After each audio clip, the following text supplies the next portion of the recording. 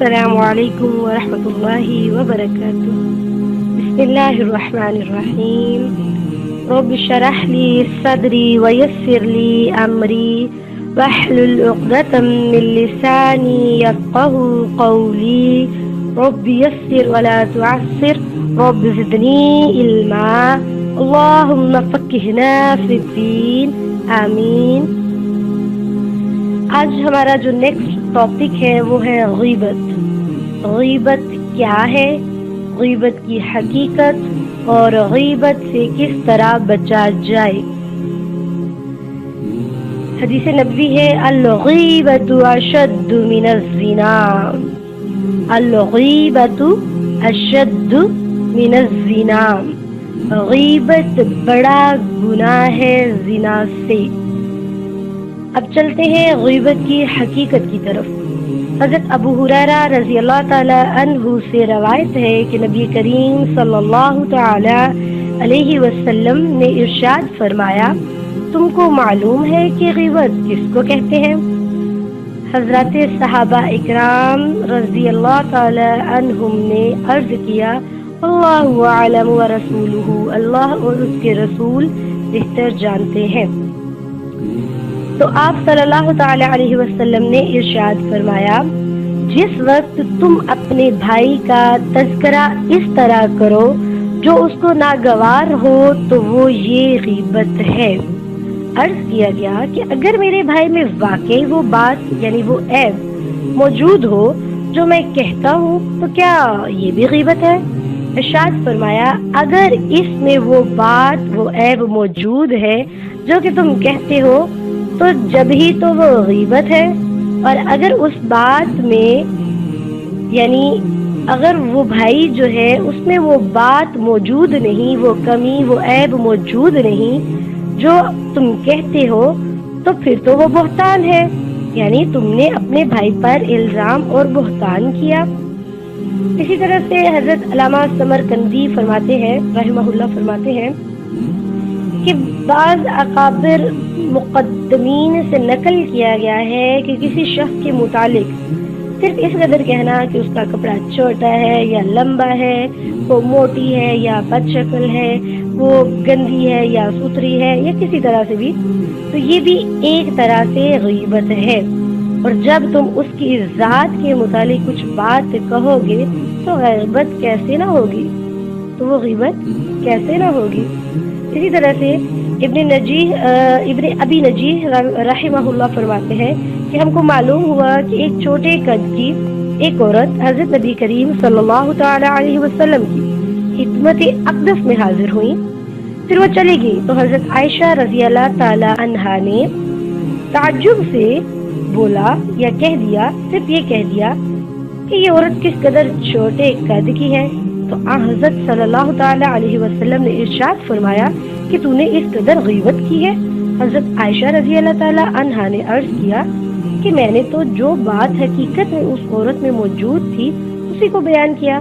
یہ سن کر آپ صلی اللہ تعالی علیہ وسلم نے ارشاد فرمایا کہ پھر اس کے عیب اور برائی کا تذکرہ تو کہنا ہی کیا، یعنی اس کی عیب اور بری عادت کا تذکرہ کیا تو کہنا ہی کیا، یعنی غیبت کا گناہ زیادہ شدید ہے۔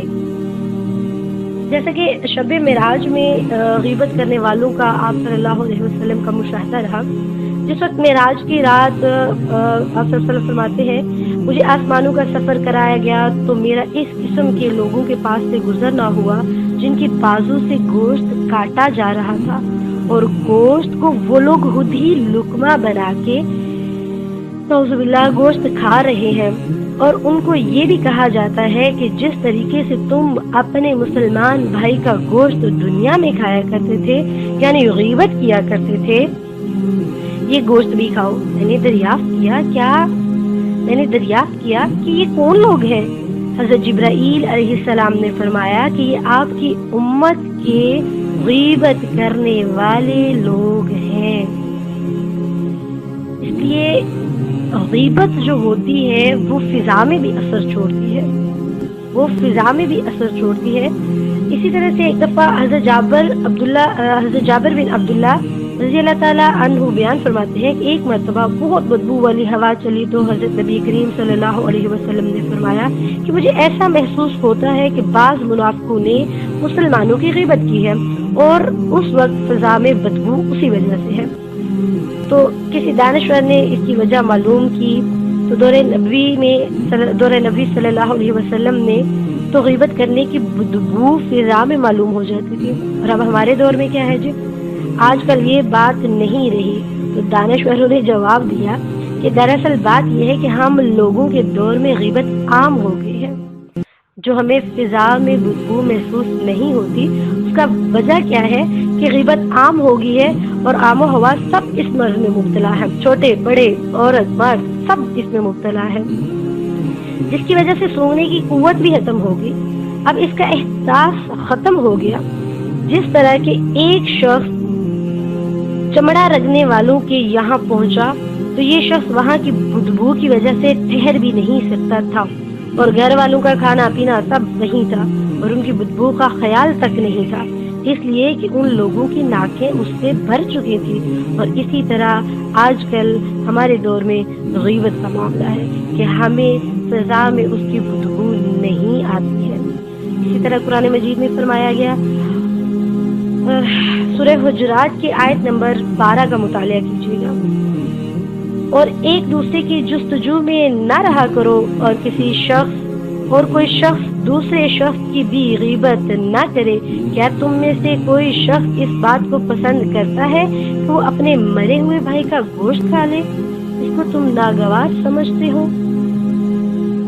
تو اس سے ہمیں یہ احساس ملتا ہے کہ مطلب یہ ہے کہ جس طریقے سے تم لوگ اپنے مردار بھائی کا گوشت کھانا ناگوار اور برا سمجھتے ہو، اسی طرح غیبت کرنے اور پسے پشت اس کی برائی کرنے سے بھی بچو، یہ سخت ترین گناہ ہے۔ قرآن مجید میں فرمایا گیا ہے سورہ حجرات میں، وَلَا يَغْتَبْ بَعْضُكُمْ بَعْضًا۔ اسی طرح سے غیبت کا وبال بھی ہوتا ہے۔ حضرت حسن بصری رضی اللہ تعالیٰ عنہ کسی شخص نے بتلایا، فلاں آدمی نے آپ کی غیبت کی ہے، تو حضرت بڑی اچھی مثال ہے اور بڑی موٹیویشن چیز ہے۔ جب آپ یہ سنیں گے تو آپ کوشش کریں گے کہ ہم اس غیبت، اس گندی چیز سے پاک ہو جائیں اور اس سے دور ہو جائیں۔ تو ان کو بتایا گیا کہ فلاں شخص نے آپ کی غیبت کی ہے، تو انہوں نے کیا کیا کہ اس شخص کے ہاں کھجوروں کا ایک طباق بھیجا اور کہا کہ مجھ کو معلوم ہوا ہے کہ مجھ کو یہ بات پتہ چلی ہے، یہ بات معلوم ہوئی ہے کہ آپ نے اپنے اعمال صالحہ کا بدلہ مجھے عطا فرما دیا ہے۔ اس وجہ سے مجھے خیال ہوا کہ جب آپ نے مجھے نیکی کا بدلہ عطا فرمایا تو میں بھی اس کا کچھ بدلہ اور صلہ پیش کروں۔ مجھے اس بات کا رنج ہے کہ آپ نے مجھے اس قدر حسین اعمال صالحہ کا ہدیہ عنایت فرمایا ہے، میں اس قدر انعام اور ہدیہ آپ کو پیش نہیں کر سکا، اور نہ ہی مجھ میں اس قدر ہدیہ یعنی تحفہ پیش کرنے کی کوئی طاقت ہے۔ دیکھیے کتنی بری چیز ہے یہ غیبت کہ ہمارے سارے اعمال کو کھا جاتی ہے۔ جب ہم کسی کی غیبت کرتے ہیں تو ہمارے نام اعمال اس کے اندر تبدیل ہو جاتے ہیں، دوسرے شخص کے لیے جس کی ہم برائی کر رہے ہیں اس کی طرف چلے جاتے ہیں۔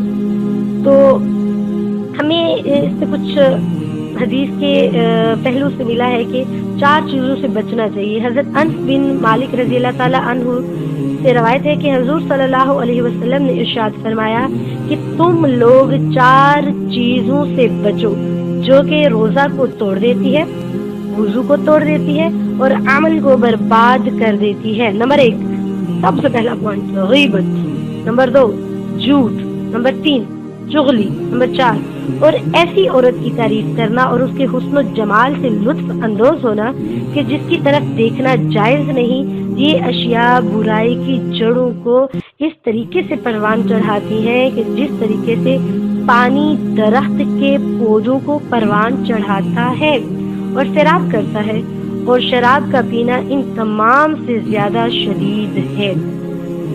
اور جو غیبت ہوتی ہے اس میں ہم کیا کرتے ہیں؟ کسی دوسرے کو بے آبرو کر دیتے ہیں، کسی دوسرے کی عزت کو ہاتھ ڈالتے ہیں، کسی دوسرے کی ہم دھجیاں اڑا دیتے ہیں، کسی دوسرے کی ہم مطلب اس کا امیج اتنا خراب اور اتنا گرا دیتے ہیں کہ سوچ ہے ہماری، اور ہم کیا کر رہے ہوتے ہیں؟ غیبت، یعنی زنا سے بھی بڑا گناہ، الغیبت اشد من الزنا، یعنی زنا سے بھی بڑا گناہ ہم کر رہے ہیں۔ تو اس میں ہمیں پوائنٹ کیا ملتا ہے کہ ہمیں کیا کرنا چاہیے؟ زبان کی حفاظت کرنی چاہیے اور گفتگو میں احتیاط کرنی چاہیے، یعنی کسی کی عیب جوئی نہ کی جائے، کسی کی عیب جوئی نہ کی جائے۔ اور جس وقت کسی مجلس میں 3 چیزیں موجود ہوں تو اس جگہ سے رحمت خدا بندی دور کر دی جاتی ہے۔ دنیا کا تذکرہ جس میں مجلس بنی ہو اور دنیا کی باتیں ہو رہی ہو۔ نمبر 2، ہنسی کی مجلس جس میں بے جا ہنسی ہو رہی ہو، آل فال بول کے اس بس ہنسایا جا رہا ہے، ہنسی کی جا رہی ہے۔ اور نمبر 3، اور لوگوں کی غیبت کی مجلس، ایسی مجلس جس میں بیٹھ کے ہم سارے مل کے ایک دوسرے کی غیبت کر رہے ہیں، بھائی بہن کی، بہن بھائی کی، بہنیں بہنوں کی، شوہر بیوی کی، بیوی شوہر کی، بچے ماؤں کی، مائیں جو ہیں وہ بچوں کی، ساس سسر کی، بہویں کر رہی ہوتی ہیں اور وہ ساس سسر بہوؤں کی کر رہے ہوتے ہیں، سسرال والے میکے والوں کی کر رہے ہوتے ہیں، میکے والے سسرال والوں کی کر رہے ہوتے ہیں، مطلب ایک پوری مجلس بنائی ہوتی ہے۔ تو یہ 3 چیزیں جو ہوتی ہیں جہاں پہ وہاں پہ خدا کی رحمت جو ہوتی ہے وہ نہیں ہوتی اور اس کو دور کر دیا جاتا ہے۔ ایک دانشور کا کیا ہی اچھا قول ہے کہ اگر تم 3 باتوں کو اختیار کرو یا اختیار کرنے سے عاجز ہو تو تم 3 باتیں دوسری ہیں ان کو اختیار کر لو، جس میں بتایا جا رہا ہے اگر تم دوسرے مسلمان بھائی کے ساتھ حسن سلوک کرنے اور اس کی خیر خواہی کرنے سے عاجز ہو تو تم اس کی برائی سے باز آ جاؤ۔ نمبر 2، اگر تم دوسرے کو فائدہ پہنچا نہیں سکتے تو کم از کم دوسرے کو نقصان تو مت پہنچاؤ۔ نمبر 3، اگر تم روزہ نہیں رکھ سکتے تو کم از کم دوسروں کا گوشت بھی نہ کھاؤ، یعنی دوسروں کی غیبت تو نہ کرو۔ جی اگر برائی کرنے کے بارے میں اس شخص کو معلوم ہو گیا کہ جس کی برائی کی گئی ہے تو اس صورت میں آپ اس سے معافی مانگیے، آپ جا کے اس سے معافی مانگیے، معافی مانگنا ضروری ہے۔ فلاں کی میں نے غیبت کی، اس کو پتہ چل گیا کہ میری فلاں ہے اس نے غیبت کی ہے، تو آپ جائیے جا کے اس سے معافی مانگ لیجیے۔ نمبر 2 صورتحال یہ ہے کہ اگر ابھی تک اس کو غیبت کیے جانے کا علم نہیں ہوا، اس کو نہیں پتہ چلا کہ آپ نے اس کی غیبت کی ہے، تو غیبت کرنے والا شخص صرف اللہ تعالیٰ سے معافی مانگ لے، توبہ کر لے اور مستقبل میں ایسا نہ کرنے کا اور کسی کی غیبت نہ کرنے کا اللہ تعالیٰ سے پکا عہد کر لے، تو یہ چیزیں ہمارے لیے فائدے مند ہو سکتی ہے۔ اب مجلس میں خاص لوگوں کا تذکرہ غیبت، اس سے بچیے، اس سے بچیے، یہ بہت بری چیز ہے۔ جب ہم کسی مجلس میں کسی محفل میں بیٹھتے ہیں تو ہم بے جا بولتے جاتے ہیں، کوئی پتہ نہیں چلتا کون سی غیبت کر رہے ہیں، کون سی غیبت نہیں کر رہے ہیں، کیسا عیب ہے، کیسی چیز ہے، بس دوسرے کو نیچا دکھانا ہے، دوسرا ایسا، فلاں ایسا، میں ایسی، وہ ایسا، وہ اس طرح، وہ اس طرح، یہ اس طرح، میں نے یہ کیا، اس نے میرے ساتھ یہ کیا، فلاں ہو گیا، وہ ہو گیا، یہ ہو گیا۔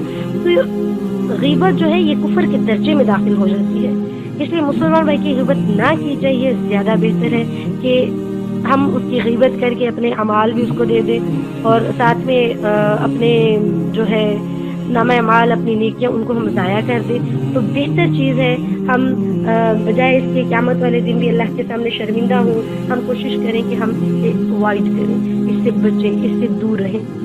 اب اختتام پہ ہمارے لیے سبق یہ ملتا ہے کہ اس سے بچا کیسے جائے، اس سے چھوڑا کیسے جائے۔ پہلی چیز، ایسی محفل میں بیٹھی نہ، ایسی محفل کا ارینج ہی مت کیجیے کہ ہمیں وہاں غیبت کرنی پڑے۔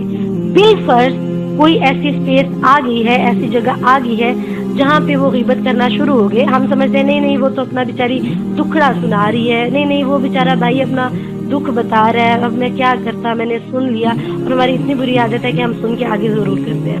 ہمارے پیٹوں میں درد شروع ہو جاتا ہے جب تک ہم کسی کو بتا نہ لیں، چاہے وہ مرد ہے، عورت ہے، یا کوئی بھی کیٹیگری کے لوگ ہیں، چاہے وہ کون سے بھی رشتے ہوں، بیوی ہوں، شوہر ہوں، بہنیں ہوں، بھائی ہوں، ساس سسر، ماں باپ، کوئی بھی ہوں۔